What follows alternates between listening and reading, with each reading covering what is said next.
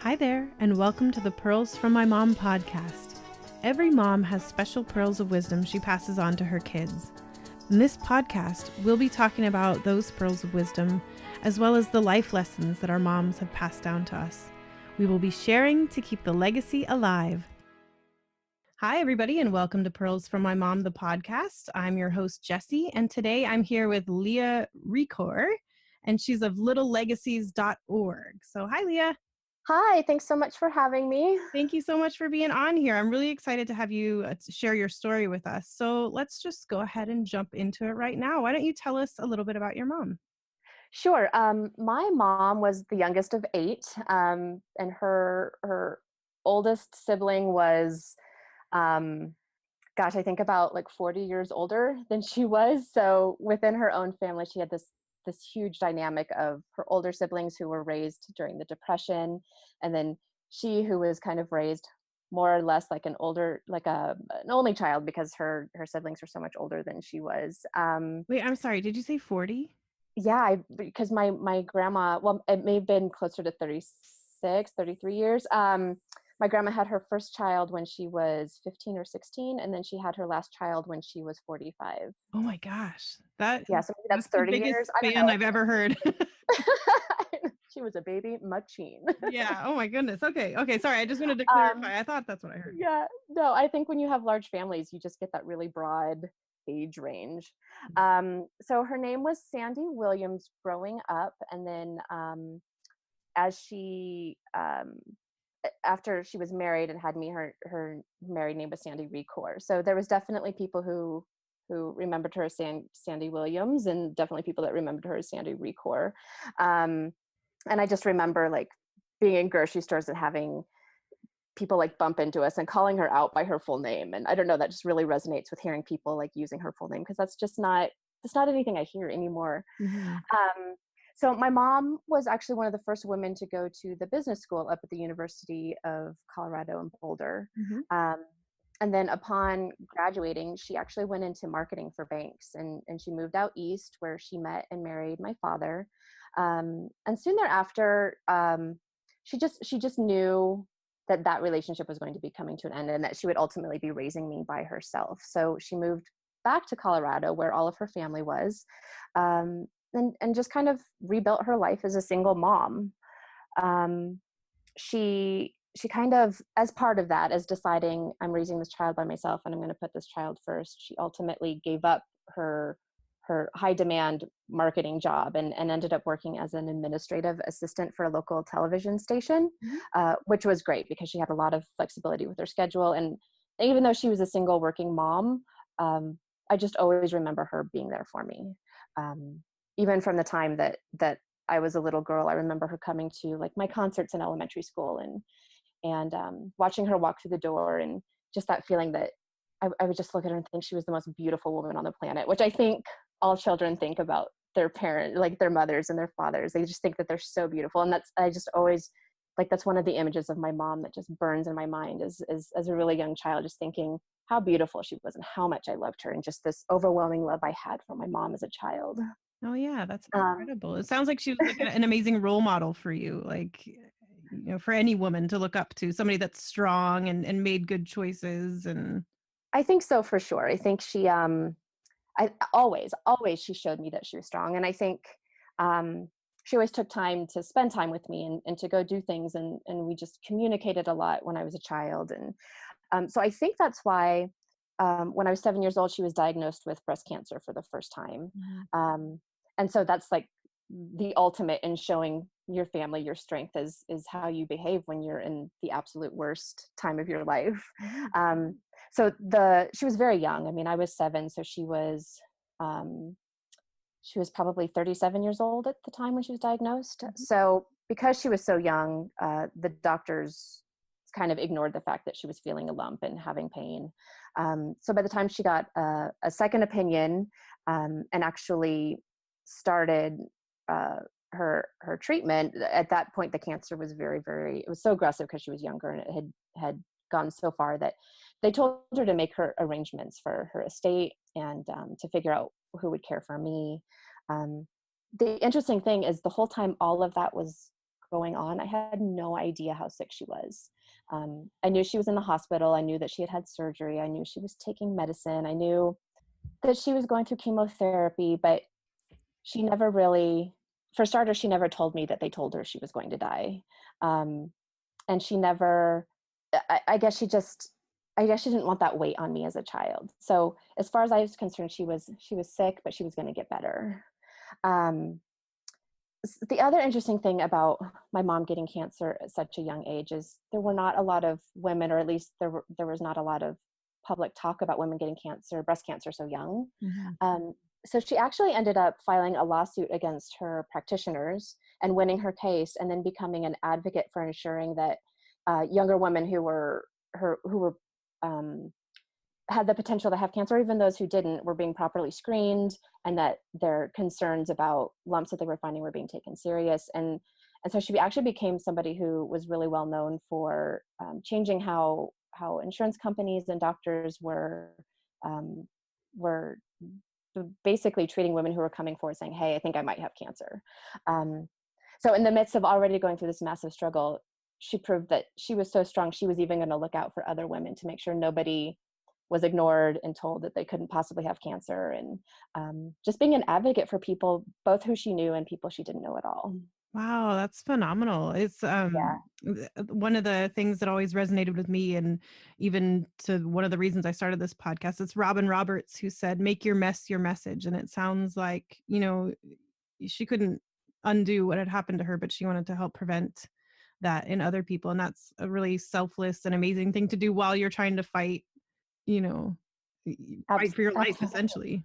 Yes, absolutely agree. And I think when you look at anybody who's doing a career or choosing a path that's somewhat selfless, I think like they've all been through some massive struggles. Mhm. It's the beauty of the human condition. For sure. We're resilient, and we're, like, but the fact that she wanted to help others, I think, is amazing, and that Yes. speaks a lot to her personality. Um, so I didn't actually lose my mom when I was 7 years old. Her cancer went into remission. She was determined that she was actually going to raise me, that she was not going to leave me with a relative.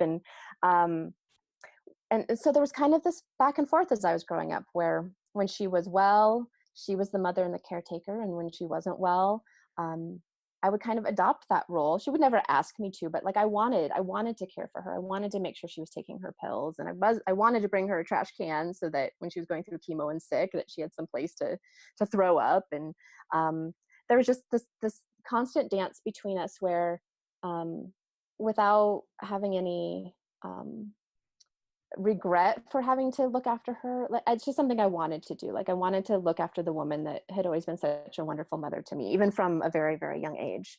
Mhm. She ultimately passed away when I was 21 years old, Mhm. um, just about a semester before I had finished college. Um, and then after she died, I kind of felt like I was set off to sail the sea without any oars and without a sail. And I just didn't feel like I had any roots, and didn't I just I was raised as an only child, so not having her, I really kind of lost any kind of connection that I had to my childhood. So it's been an interesting journey since I lost her now. Gosh, well, it's 2017, so 17 or 18 years ago now. Mhm.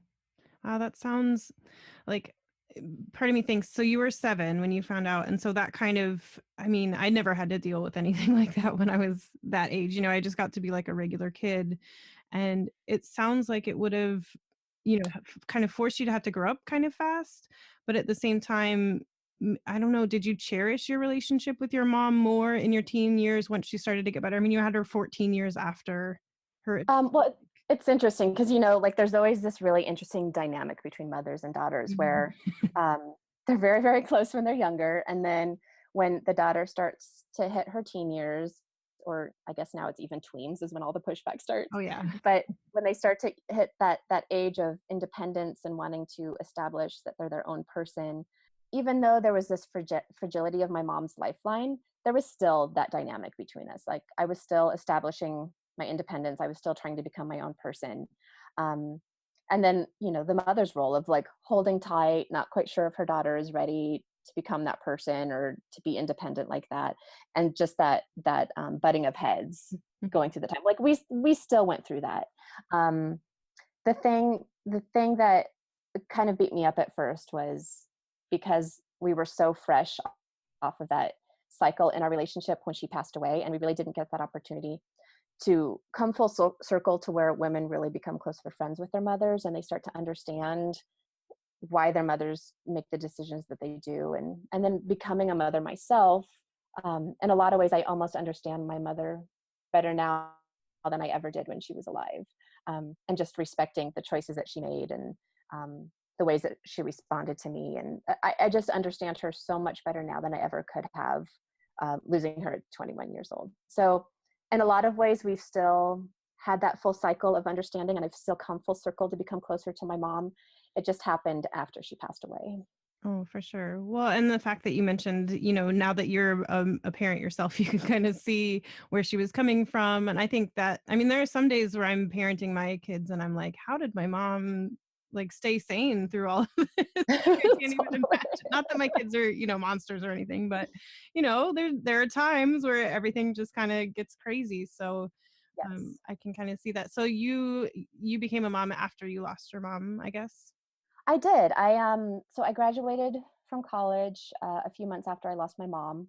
And then I worked here in Colorado for a year. I actually had a degree in art history. So I was working in art galleries, and September 11th hit, and I was working in the mountains of Colorado where there's lots of tourism, and there just was no tourism. Mhm, mhm. Nobody was flying, nobody was traveling. So I ended up moving to Los Angeles for 13 years, where I met my now ex-husband, and I had my children, and then just about 4 years ago moved back to Colorado with my children. So um, there's been a lot of life changes since my mom passed away. There's been graduating college, which every time there's a big life change, good or bad, regardless of how old I get, there's still this feeling of, God, I wish my mom were here. Mhm. So, graduating college, God, I wish she was there. Moving to Los Angeles, God, I wish she could have been with me on that journey. And having career changes, and meeting the man that I would ultimately marry, and getting married and not having my mom there, and having my first child and not having her there. I mean, it gets a little bit easier every year, but there's always this element that she's just missing from my life. Oh, that makes total sense. And I don't Yeah. know, like, so my mom's only been gone for 2 years, and so I haven't gone through like a whole lot of major changes since then. I Mhm. mean, I left my job and started a podcast, and that's about it. So I don't know if you have any like, what did you do to deal with the major life changes? And then, when that melancholy sets in, like, oh, I wish my mom was here. Like, what did you do anything to honor her in those moments, or did you try to pull her in somehow? I feel like I definitely dealt with the grief by honoring her. Mhm. For example, at my wedding, in the wedding program, I wrote a poem in the back of the program for my mom, which was basically saying that uh, even though you're not here in body, in everything that I am and everything that I've become as a person, you are here, and you will always be here.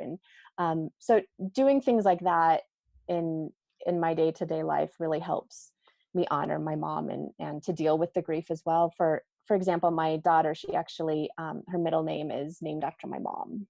Aw. um, and it's speaking of my children, it's so amazing that even though my mom has been gone for so long, and I haven't seen her face and heard her laugh in so long, that when my daughters are playing and laughing, I'll catch glimpses of them that it just startles me completely. It just rocks me to my core, because in that briefest second when I'm looking at my child, I will see my mom as if she is sitting here breathing, because she like, just in her looks and the personality and everything, like she is living through me and through my children. And sometimes it takes me aback when I least expect it. Oh, I can see that. That's amazing. Like that's that you can see her in yourself and your kids, and that's the things that you do to honor her and remember her. I think that's incredible. So, I mean, why do you want to tell her story? Do you talk about her a lot? I guess first of all, I should ask, do you talk about her a lot with anybody? I actually really don't. My children will ask questions about her from time to time, and so I'll share stories about her and about her and I's relationship. I feel like there's not really a big audience out there, which I'm sure you found starting your podcast. There's not a big audience out there of people who want to hear about loss. Um, I should rephrase: people who've not gone through loss don't typically care to hear about your loss or don't seem to quite understand it, I guess Right. is more important, which um, I may have experienced more because I did lose my mom at such a young age that people just couldn't understand. Um, it has been really interesting that as I've grown older and people that I know have lost their parents, I seem to be one of the first people they come to and they're like, wow, I understand now. Totally.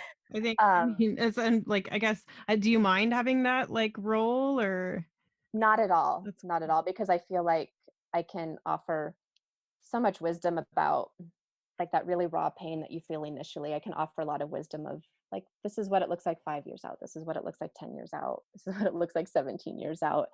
And maybe show them that life can go on in a really positive way.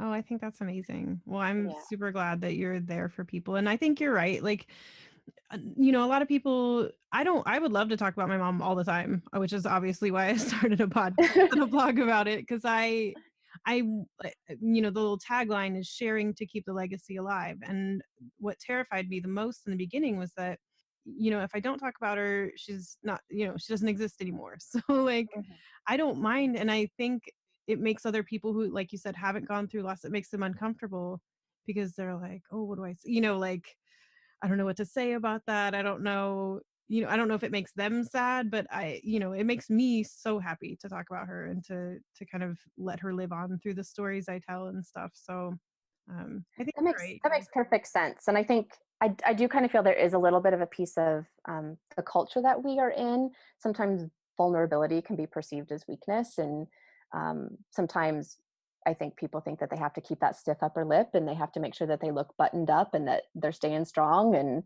so I think it's really beautiful to share the vulnerability of loss and how that feels. And Oh, for definitely glad that you've made the choice to do what you're doing, that I want to share. And I think it's just really beneficial for everyone. Oh, thank you. Well, I'm happy. I'm so happy that people want to share. So that's, if anybody listening to this is helped by some things that we're saying, I think that that's an incredible, feeling for me, and that's why I do it. So how has it been for 17 years? I mean, I know that there is like a grief curve that like doesn't actually exist. So how have the last 17 years been for you? I feel like the first year was incredibly difficult. The sense of loss was pretty overwhelming that first year. Mhm. Um, and I felt like it gets a little bit less each year. I felt like there was a really big break at the 5 year mark. I felt like that's when I really felt like the really severe grief had ended, and it just became pockets of grief here and there when things would be said or things would happen. Or um, the 5 year mark, I remember very, very distinctly that was a big change for me in how I was feeling the loss of my mom. Um, and then it was really interesting too when I had children of my own. There was another kind of separation for the grief because as I said, I see so much of my mom and my children. But not only that, but kind of rekindling the mother-child relationship, Mhm. which is something like you miss when you lose your mom.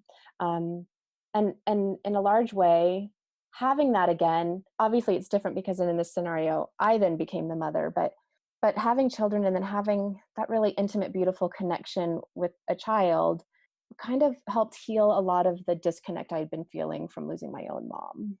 Um, and so I feel like 5 years was a big change, and then having my children, it was very healing from a standpoint of missing that connection. Mhm. No, I think that's incredible. Now, where did you go for your mom advice? Like when you, because I know every time my kids, my kids were pretty little, a couple of years ago when my mom was still around, but I was calling her all the time and saying like, Caden's got a fever. What do I do? Or, so and so is coughing. Like, what's happening?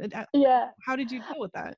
So I have a cousin that I'm actually really close to, and because my mom was the youngest of eight, when she was born, she was already an aunt, Mhm. and so a lot of my my cousins were actually very similarly aged to my mom. Mhm. So I have a cousin that I'm very close to, and the girls actually call her Nana. Um, and she has been an incredible support. In fact, I might even tear up just talking about her. She's been always there for me from the day that I lost my mom. There were so many times I would call or text her about my kids' fevers. Like, when do you have to worry about the fever? What do you give them? I would send her pictures of my kids' rashes. um, and then going through a divorce, I once again lost that family unit that I had I had built since losing my mom. I kind of refound that family unit once getting married, and then lost that family unit again. So she was again just 100% supportive and wonderful as I was going through my divorce, and her love and support has just never wavered. So she's kind of been my backup mama. Oh, I love that. Yeah. It's great to have a family support and somebody that means so much to you. So I'm really happy to hear that that's been your experience. So, it's been a while. It's been 17 years, but do you remember the pearl of wisdom that your mom gave you that's just like the absolute best piece of advice she's ever given you, or maybe it's a way that she lived her life, or I think that's probably more true, because I don't know that I remember day to day the specific things that my mom used to say. But I do remember that the way that she lived her life taught me so much. My mom was a survivor. She survived getting divorced and raising a child by herself.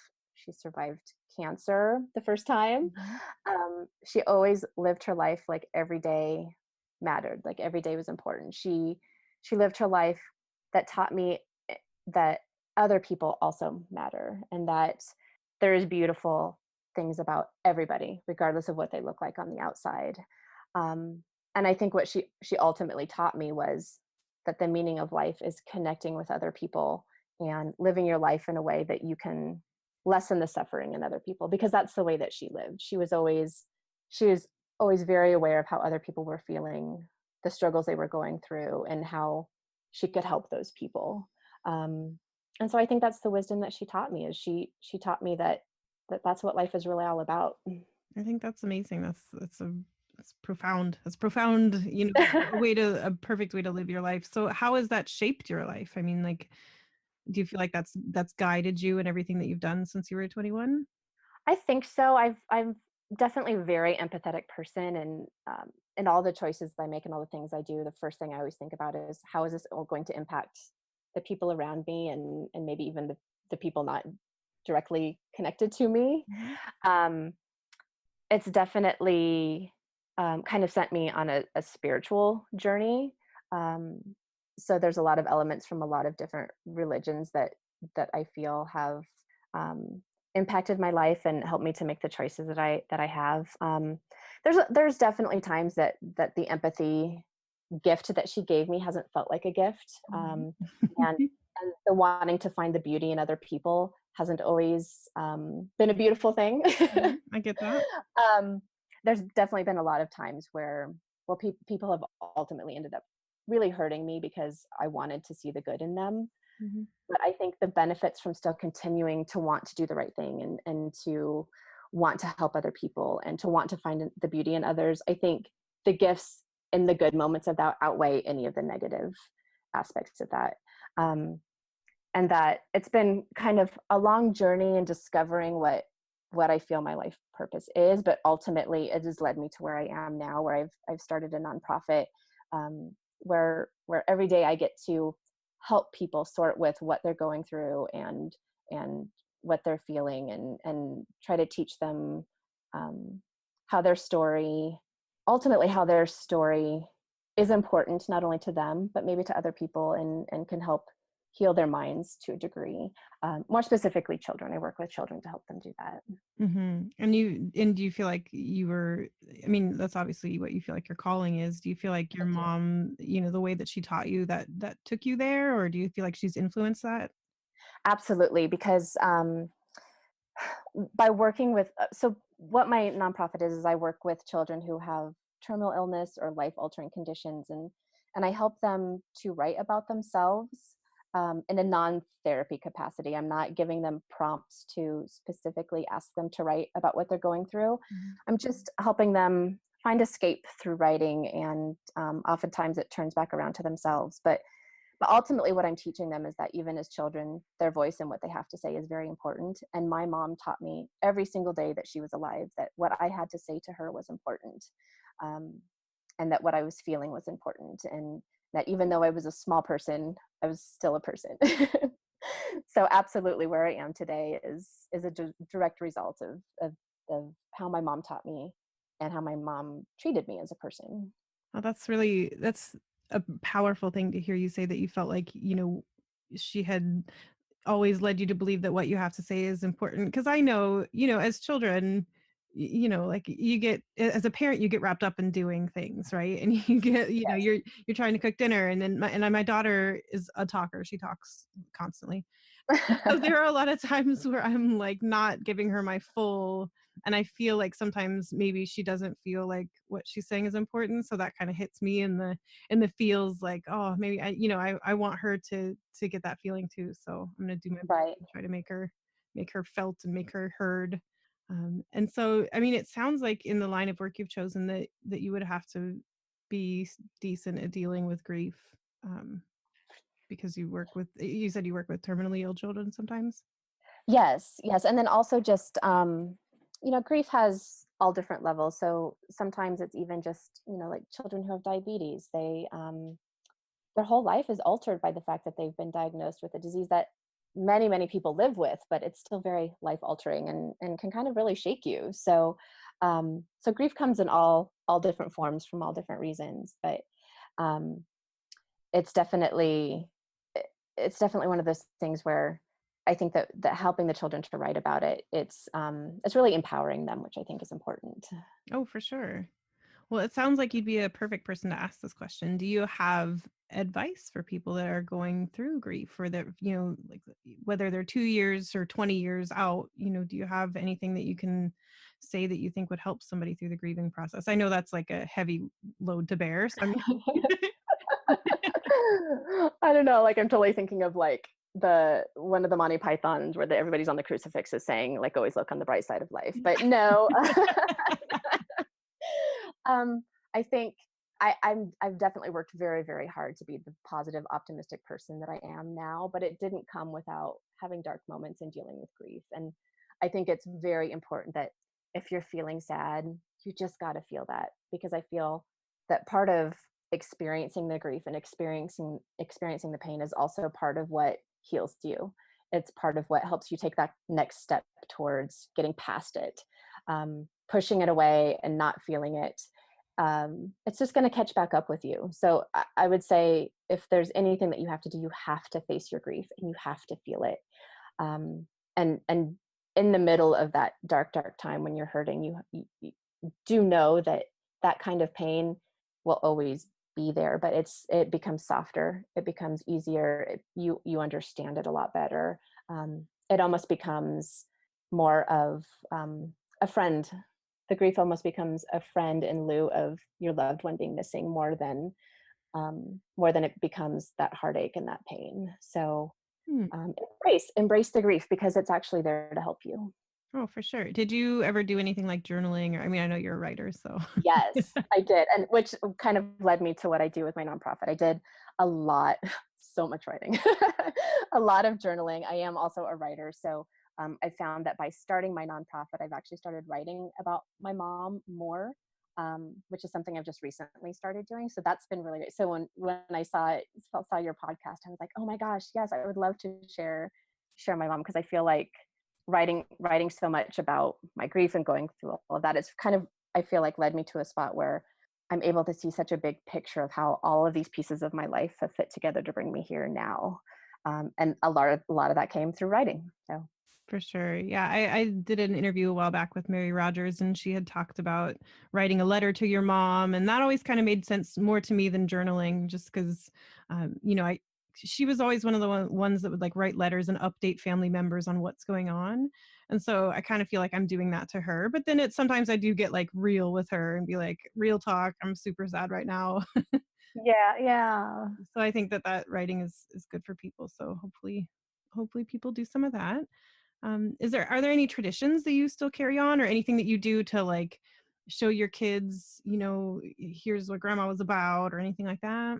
I think unknowingly I carry on traditions, just because I kind of recreate the memories that my mom did for me. Um, like my mom was really, really into Christmas, and she actually passed away just a few days before Christmas. So it kind of made Christmas hard for me for a while, but Christmas became fun again when I had kids. So just the way that she would incorporate Santa and the making of Christmas cookies. And it's not that I have to work hard to do those things, because that's just what we always did. So I don't have to actively think, oh, like this is going to be a memory of my mom, but I'll catch myself in the middle of just automatically doing them and think, oh gosh, like I used to do this with my mom, kind of thing. Mm-hmm. My mom loved marshmallow peeps. So something that is a little bit more forced on my part is we buy marshmallow peeps at Easter time, and we all take a moment to like take our peep, and we kind of cheers with our peeps and toast my mom and then eat our peeps. And that's hard for you? No, Oh. no. I love peeps. Come on. But just like it's something that I have to actively say, okay, like we're going to take a moment and we're going to acknowledge that my mom really loved peeps, instead of just having to be like, oh, we're going to eat peeps, and having it just kind of pass through the motion of me just acknowledging it on the inside. Yeah. So I think there's just a lot of things in my day to day that I find that I'm mimicking my mom in a lot of ways, and I think that's kind of how I come to kind of honor her in the traditions as well. Mm-hmm. I think that's awesome. And I think, it'll be something that your kids, subconsciously when they eat peeps, they'll be like, this is grandma's thing, or, like, Right? which is a way to keep her alive. So I think that's awesome. Exactly. Who knew peeps had such strength? Right, there's power in peeps. Now, I always like to ask this one, and it can be kind of a funny question, but do you feel like she's ever visited you? I mean, in the last 17 years, do you feel like you felt her presence at all, or? So the really interesting thing is, after I lost my mom, there was just this huge sense of it's done, it's over, there's no connection. Um, my mourning process, especially like the first month or two after she died, like I grieved so hard. I cried so hard. I felt it big, and I never really looked for or never looked for that connection. I really never really looked at things around me and thought, oh my gosh, I wonder if that's a message from my mom. Like I just didn't do that. And I don't know if that was part of my grieving process. I don't know if I decided like we're just going to rip the Band-Aid off of this and we're not going to try to see if my mom is reaching out, kind of thing. Mhm. So it was really interesting for me when I was going through my divorce, which, God, divorce is horrible. It was like just like really shook me to my core. And I had a really good friend who suggested that I go to a psychic. Mhm. This friend even went so far as to like pay for me to go visit the psychic. And she said, you know what, I think by seeing this person, she'll be able to tell you a lot about what you're going through, and it will give you some hope to cling on to until you get through the worst part of this. So I've never actually been to a psychic, so I was like, okay. I was a little skeptic. Mhm. So I went, and I had told this woman nothing about me. But she, as soon as I sat down and we started the session, she said, wow, there are so many people here with you. She's like, I don't even know where to start because there's just so many spirits here that are with you and guiding you. Which kind of like, I kind of raised my eyebrows like, yeah, whatever, lady. Right, as anybody But would. then, but then she said, but there's one person in particular here. She's like, she's a middle-aged woman. Um, she's like, I don't know, have you lost an older woman in your life? And I said, well, I lost my mom a really, really long time ago. And she said, well, yeah, she's telling me she's your mom. And still at that time, I was like, okay, yeah. Like I just told you that my mom died. So of course now all of a sudden it's my mom, right? So, so then she said, well, your mom is holding her arms up like she's strong. She's holding her arms up and she's flexing her arms so that she's showing you that the strong motion. She's saying that she's strong, and now she's pointing to you and she's saying that you are strong too. Mhm. And that's something that really resonated with me because my mom always talked about how she and I were both come from strong stock. Mhm. And then she said she's holding up a picture of an old-timey guy with his singlet on, holding up his cheesy barbells with his handlebar mustache. And she's like, she's telling me like she really wants you to know that you're strong. And I was like, okay. But still there was a little piece of, okay, well, I'm sure lots of people talk about how they're strong. Like there was still that doubt. And then earlier that morning, I had taken hot dogs out of my freezer for my girls so that I could defrost them, because we like to make spaghetti octopus hot dogs, where you put the uncooked spaghetti in the bottom of the hot dog and then you cook it, and then when it's all cooked it looks like a octopus with the tentacles. Oh yeah, I've seen that on Pinterest. It seems like a lot of work. Right, kind of an unimportant detail of the story, but my kids really love them. So I had just taken the hot dogs out of the freezer to defrost them that morning before I went to go see the psychic. And then I think it had been Halloween or something prior, and my kids just had Halloween candy everywhere. And so I was kind of like hiding their Halloween candy in like jars and bowls in the cabinet, so that I kind of believe in this out of sight, out of mind. Like if I hide all their Halloween candy, they kind of forget about it and then they stop asking about it. So I was in essence like hoarding their Halloween candy away so they would forget to ask me about it. More specifically, they just had a ton of M&Ms. So I was like, well, maybe I had this whole conversation in my mind, like maybe I keep the M&Ms out because they're not as bad as like maybe like Starburst. I was having this whole like philosophical debate about Halloween candy. So ultimately I ended up throwing all the candy away and just saving all of the M&Ms. So the very next thing the psychic says to me when I'm meeting with her after telling me that my mom's saying that I'm strong, is that she says, well, your mom told me to tell you that about the hot dogs and the M&Ms because she really wants you to know that she's here. Whoa. And at that point I was like, all right, I believe. So ever since then, I've been really open to try to feel my mom. The psychic told me that my mom comes to me as like little breezes that might give me a chill. And so now I'm very much more aware that sometimes I'll just randomly like get a chill that kind of shakes my body. And I'll be much more aware if there's like a breeze in the room, even though there's no windows open or anything. And so I've been trying to connect much more and be more open-minded to the fact that the spirit of my mom may be in fact trying to reach out much more often than I was initially being open to. So long story short, I'm trying to practice to be much more open at receiving connections from my mom energetically. That's awesome. Yes. Well, I hope you do get little visits from her. Thanks. I know in my own experience, it always kind of, gives me like a little connection. So I think that's, it's nice to have those things. Yes. So I know that you said that right after, you were 21 when she passed away. And so that was kind of right at the age where women are starting to become friends with their moms. And so I know you said that immediately that was kind of sour for you. Like you felt bad that that you guys didn't have that, because of the age that she died when you were. But is there any, do you have any regrets or like anything that you just wish that you could say to her? That's a tough one because of course every day there's 100 things I wish I could say to her. We had this really beautiful moment, and I think that this happens when you don't lose someone abruptly. When someone becomes ill and then slowly passes away, you have all of these opportunities to say what some people don't ever get the chance to say. You get to say goodbye. You get to say I'm sorry. You get to say I regret that you won't be here for ... So, I mean, even my mom's last night, we had hospice in the house, and I was sleeping on the sofa next to the hospital bed that we put in the living room.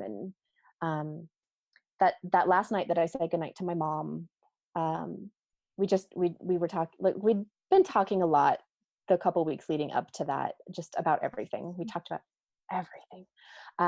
But in that last night, she gave me a hug and she gave me a kiss and she said, I love you so much. You'll always be my baby girl. Oh, here comes the tears.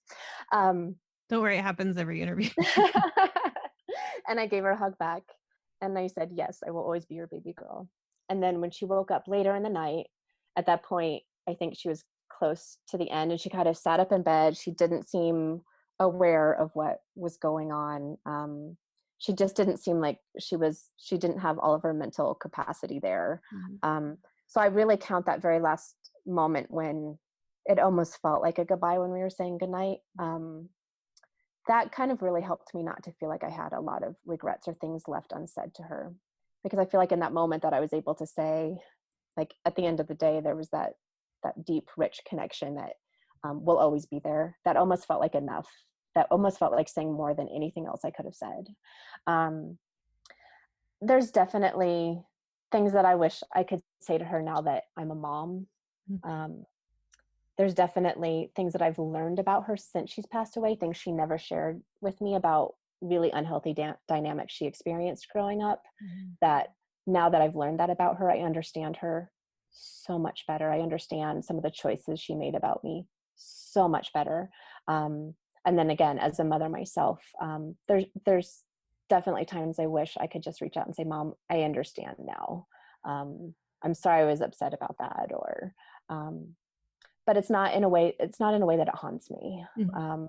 It's in a way I understand that the universe is in charge and we're all just along for the ride, and at the end of the day we do the best that we can with what we're given. Um, so I really try not to live with regrets, but there's definitely things that that I wish we could, maybe more that I wish we could have conversations about it. Sure. Now that I'm definitely in a much different place than I was then. Oh, for sure. Well, that's kind of a general running theme, actually. When I'm talking to women, I find that they discovered things about their moms, that kind of made them understand more about them before they, the type of person that they were before they passed away. So that's Mhm. interesting that too. Um, I'm sure that she would be so proud of you for Little Legacies. Aw, thank you. Yeah, it seems like a really amazing organization. So I want to just give you a chance, maybe tell us a little bit about littlelegacies.org and what your mission is and Sure. So there are a lot of really amazing organizations out there for kids who are struggling with illness, and we work with children with all kinds of mental, not mental, but medical conditions. But um, there just seems to be a very overwhelming exposure to pediatric cancer. There's just hundreds and hundreds of nonprofits that are being started in support of children with pediatric cancer, and that's kind of what first got my attention. And then I started to realize that Little Legacies could really help children with all kinds of illnesses. So basically, what we do is we do one-on-one writing mentoring with children who are experiencing uh, a life-altering condition, like I mentioned earlier, maybe something like diabetes that isn't really considered "quote unquote" such a big deal, but is really totally changing the lives of these children and something that they're going to have to deal with the rest of their lives. Um, and then there's more severe cases where the kids are really fighting hard for their lives every single day, and there's all these really great organizations for camps and art and dance and all of these activities to really help them. And there's amazing child life specialists that are really helping these kids, but sometimes kids don't really feel well enough to do much more than maybe just sitting in their bed and having that quiet time to themselves. So we're working with one-on-one mentoring, helping these children write. Our exercises are all child-led, so we're not asking really pointing questions or really trying to fish information out of them. And oftentimes, especially the older the children get, they're not actually sharing with us what they're writing about. The writing actually becomes, in a lot of cases, very personal for them as they open up to this idea of the page being this place where they can share a lot more things. But something about writing something down on paper and putting your words on paper is so much more releasing than one might think before they've actually tried it. In the cases where a child illness is terminal in both the child and oftentimes even more importantly, family, when they are okay um, with their child's journey coming to an end and they feel like everybody's comfortable with doing so, I can actually sit one-on-one with the children and help them write legacy letters, which is often sometimes what adults will do when their lifeline is coming to an end, or when they're going through big changes and they want to leave letters to their children or to their spouses or friends. I feel like children have such an amazing capacity to understand this life, so much more than we give them credit for. And so by sitting with a child whose lifeline is shortened considerably and coming to an end, I can sit with them and help them write their legacy letters, things that they've learned. Sometimes the truths that these kids see are so much more clear than we see as adults with all of our multiple filters on our eyes. So it's just it's really a gift to me to be able to offer this to children and feel like I'm trusted and trusted with what they have to think and say and what they're going through to help them then take their own messages and pass that on.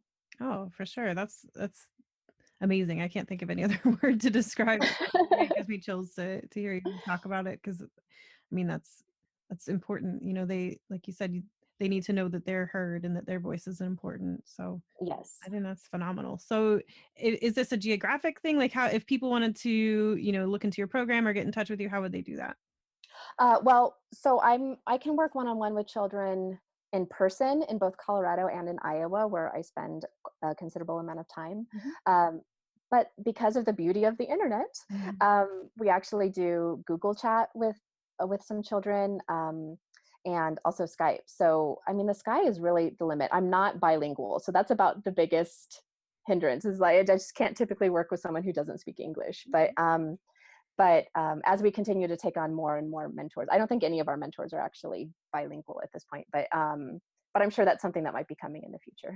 Oh, for sure. Okay. So if people, they've got somebody, they've got a child or they know somebody, they can look you up at littlelegacies.org, right? Exactly. Yes, Okay, super. And I'm sure that all the contact information and everything like that is on there as well.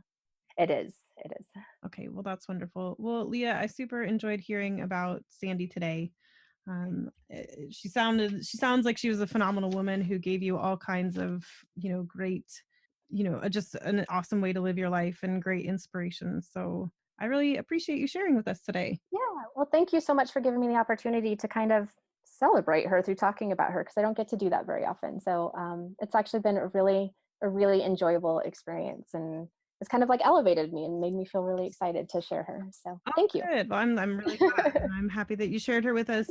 And so, yeah, we'll put some like different pictures and cool things like that in the show notes if we've got any, and that way people can kind of see your story. And again, this is Leah from littlelegacies.org, and I super appreciate having you here. Thank you so much. Thank you so much for listening to the Pearls from My Mom podcast. I really enjoyed chatting with Leah, and I do hope you go check out her amazing work at littlelegacies.org. She is doing incredible things for those children and their families. As always, if you enjoyed our episode today, there are many ways to support our podcast. You can hit subscribe, share with your friends, and leave that 5-star review. And of course, if you're feeling particularly generous, you can head on over to our Patreon page and pledge a couple dollars to get some great rewards.